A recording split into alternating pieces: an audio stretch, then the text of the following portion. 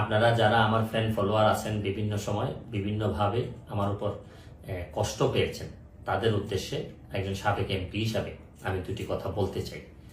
আমি আপনাদের এই সংস্কার, কোটা সংস্কার যে আন্দোলন, এই আন্দোলনে বা বৈষম্য বিরোধী ছাত্র আন্দোলন, এই আন্দোলনে কোটা সংস্কারের জন্য আমি সবসময় আপনাদের সাথে ছিলাম এবং এটাতে যারা আহত নিহত হয়েছেন তাদের পক্ষেও, এই বিচারের পক্ষেও আমি ছিলাম।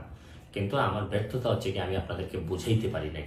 এটার জন্য আমি সম্পূর্ণ ব্যর্থ হয়েছি এবং আমি এই ব্যর্থ হওয়ার জন্য আমার যারা ফলোয়ার আছেন, যারা আমাকে নিয়ে প্রত্যাশা করেছেন, সবার কাছে আমি দুঃখ প্রকাশ করতেছি।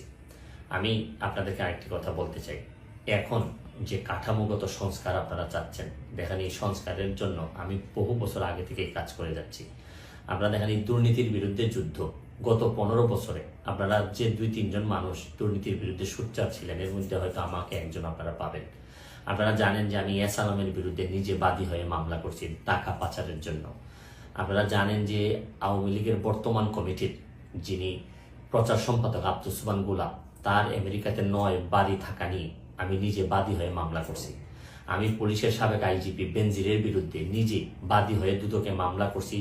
মহান সংসদে আমি তার বিরুদ্ধে বক্তব্য দিছি। মতিউর যে কর কমিশনার মতিউরের বিরুদ্ধে আমি মামলা করছি। আমি সালাম মুর্শিদির বাড়ির নিয়ে মামলা করছি। আমি আপনি সালাউদ্দিন, কাজী সালাউদ্দিন যে ফুটবলের দুর্নীতি নিয়ে আমি কথা বলছি। ওসি মুয়াজ্জেমের বিরুদ্ধে আমি নিজে মামলা করছি, করে তার 8 বছরের সাজা হয়েছে ডিজিটাল নিরাপত্তা আইনে। আপনারা জানেন যে জীবনে যত ঝুঁকি ছিল, আপনারা জানেন যে এই কোটা আন্দোলন শুরু হওয়ার 2 সপ্তাহ আগে আমি প্রেস কনফারেন্স করে বলতে বাধ্য হয়েছি, আমি জিডি করছি যে আমার জীবনের উপর হুমকি আছে এইসব দুর্নীতির বিরুদ্ধে প্রতিবাদ করতে গিয়ে। সুতরাং আমি এই যুদ্ধে সবসময় চেষ্টা করছি।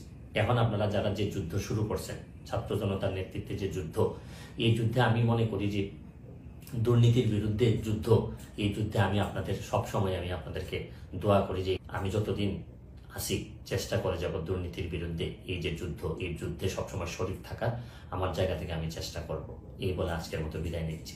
ভালো থাকুক আমার বাংলাদেশ, ভালো থাকুন সবাই। ধন্যবাদ।